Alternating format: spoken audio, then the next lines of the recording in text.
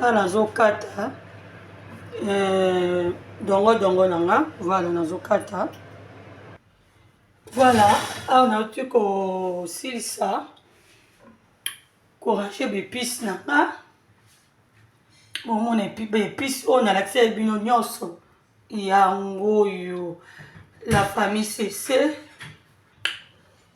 Nanga dongo nanga poiron vert ndembi nanga na ail na fina ail.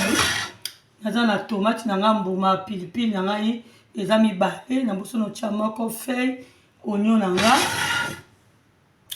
Voilà deux pilipili nanga nzete nanga céleri nanga osala ba feuille te na sala mi ba bâton ya céleri na tozo na congélateur.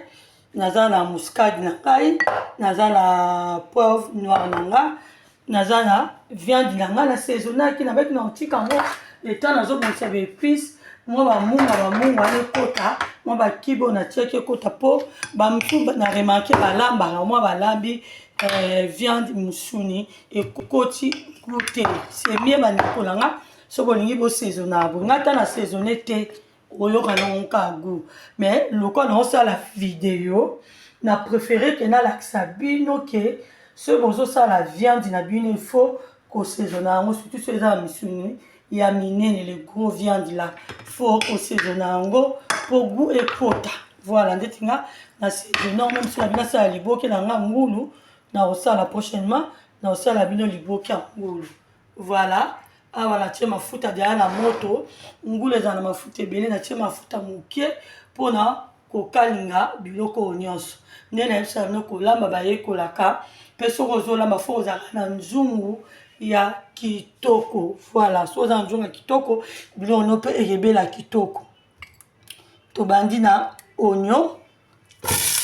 Na bilo na ngala ni oignon peso kozo lamba ko lamba mi na cuillère ya libala ya yiri po ebe bisela yo